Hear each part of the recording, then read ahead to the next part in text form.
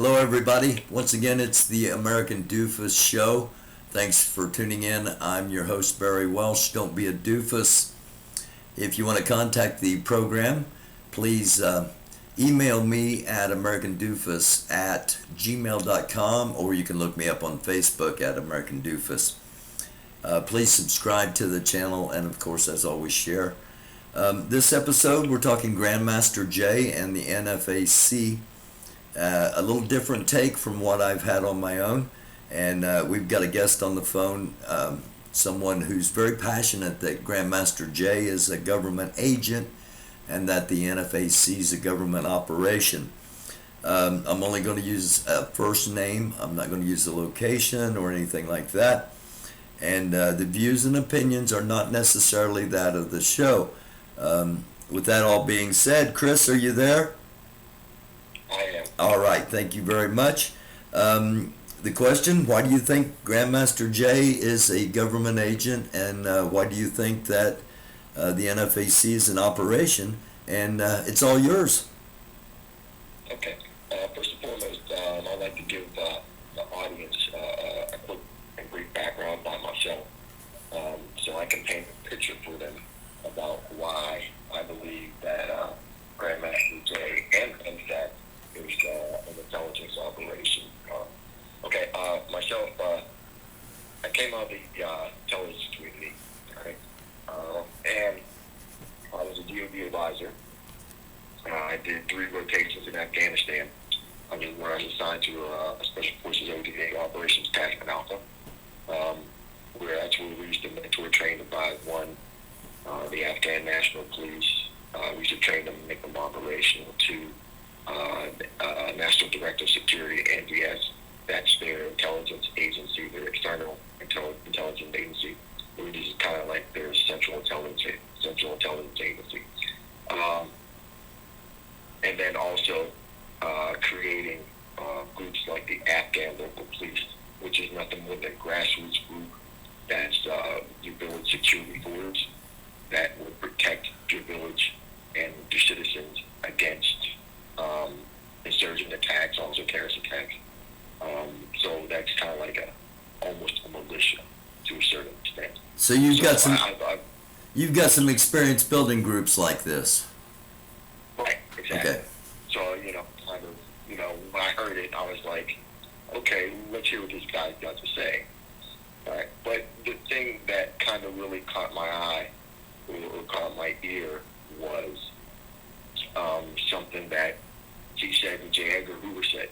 Now, J. Edgar Hoover, who was a former director of the FBI during the Civil Rights era, and he was the one that actually started the COINTELPRO, which is nothing more than the counterintelligence program. Right. He made a statement that there will never again be a black messiah unless we create him. Now, if you go back and look at Master Jay's videos, prior to the formation at Stone Mountain, he makes the statement that, J. Edgar Hoover said that there was never going to be a black messiah unless we create him. And Grandmaster Jay made a statement, well, I am him, saying that, make the inference that he is the black messiah. Now, automatically, one can apply and make the inference that, okay, if you are the black messiah, and there's never going to be one unless the government creates them, then you work for the government. Does that make sense? That's a distinct possibility. I'm not going to poo-poo that right off the bat. Just let me make clear for some viewers that may not understand. The first black messiah he was talking about was Martin Luther King Jr. That Hoover. Right. Well, they really didn't consider Dr. King the black messiah. Okay. Because of his use of nonviolence. They considered the use of nonviolence a liberal, should we say, it was just a liberal way of thinking. Okay. And what they really considered, like, was guys like Stokely Carmichael, H. Rap Brown. Okay. They considered Elijah Muhammad the black messiah, one of the black messiahs, but they said he was too old. Then there's Malcolm, but the ones that were really considered to be like the black messiah guys like H. Rat Brown, Okay. and Stokely Carmichael, and it was because of the use of violence or the violent rhetoric. See what I'm saying? Okay. Now, I'm glad I asked that, because I was assuming it was Dr. King all this time. So I'm glad I asked that, and I'm glad we got that clarified. Please go ahead. So now, if you even listen to Grandmaster Jay's rhetoric, and he's talking about, we're killing people, killing these white people and taking it to the white people, and sometimes he was talking about, hey, if the black people aren't going to agree with us, and I'm tired of the black people, trying to say what they say about us, and then where's they're killing black people. And there's videos on this. Now, if you start talking like that, don't you think for 1 minute that YouTube is going to take you down? Yeah, I would think so. Yeah, Okay. they pulled several of my videos. They pulled a video the other day that they said I was trying to sensationalize violence, and I wasn't. I was trying to show police overuse of force. But yeah, they monitor things pretty heavily when it comes to violence. Okay. Now, he said this numerous times, but none of his videos have ever been taken down. All right. So, let's go to Stone Mountain, all right? The formation of Stone Mountain. Or even prior to that, okay, he made the statement that he was former military, they're all expert shooters and all that. Well, what is it? The first video which I saw of him training this female, another female member, in fact, he showed that, in fact, he is not a weapons expert. Okay? Okay. He is not a weapons expert at all. I was watching him train because that's something that also we do. We mentor train and advise and assist. Sure. Right? These groups. So as far as weapons is concerned, because I do that. I train these foreign troops. So I know, Mm-hmm. it's a legitimate trainer. And he's not. Okay. Okay. I've never claimed to be a trainer or any expert. I've got some guns that I like to shoot at targets, but I'm far from an expert. So please go ahead. Right. And the next time he went to the range, he was on indoor range, and he was shooting, and I'm looking at him, and I'm like, okay, this guy's a fraud.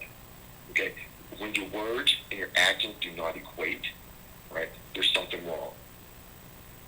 Okay. So right off the bat, you're showing me you're a fraud. Okay. But then let's talk about leadership skills. Right. During that first march, or the first formation, he didn't even have water out there for his people. Okay. Now every leader knows. Okay, it's going to be hot. All right, we're going to be walking up this hill or this mountain to get where we need to go. Our people need to hydrate. He didn't have enough water out there for his own people. I was watching another video of an individual, and he was basically saying, hey, we were really tired. His legs started to cramp up, and the guy logistically is not ready. Okay, but furthermore, if you're going to do something like that,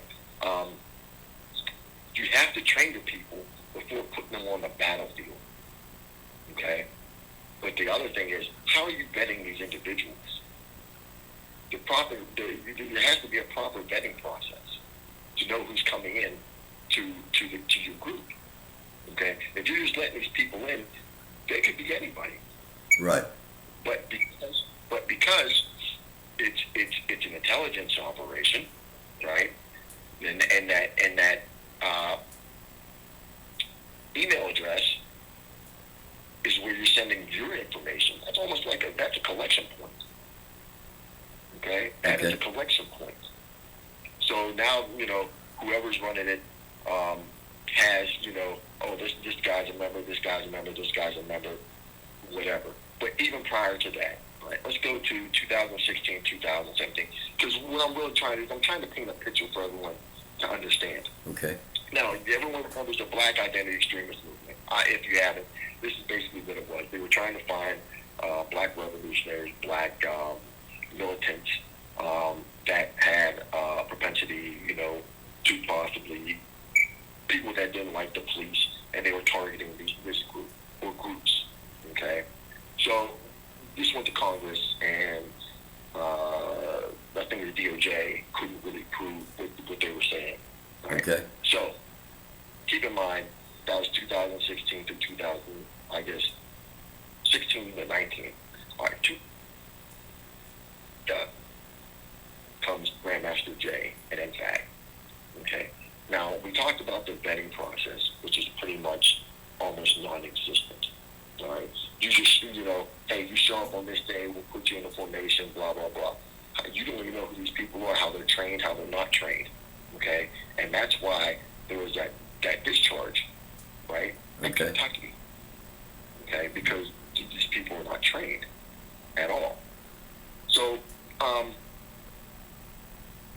let's basically we're gonna fast forward to why I believe this guy is not who he says he is. Okay. Right? If you, like I said, if you really look at his videos of him training, or even him shooting at the range, he's not an expert shooter. He is not. Okay, and these are things that people should be aware of. Okay, because it goes directly to his credibility as a leader. Okay, now if you're not an expert shooter and you're claiming to be, then be that. Okay, if you're a leader of a group, be the leader. And another thing is, he's constantly on YouTube and Instagram at least 2 to 3 times a day. Okay, so you say what you have to say, all right, and let it be done. But you don't have to be on Instagram 2 to 3 times a day. That's a no-go. But the other thing is, he's constantly saying who's in his group, who they picked up. And I'm just like, okay, that right there. Why are you telling on who's in your group now? He was talking about the Justice League, this group, that group, whomever. Okay. Okay. That right there is a form. Of the black community say, "Oh, he's snitching." Okay. Okay. Because he's actually telling who's in the group. You don't have to let people know who's in the group. That should be internal stuff. Why are you broadcasting to everyone, the public? That's internal stuff. That's what we call OPSEC, operational security. You don't come out and say anything like that. You keep that totally quiet.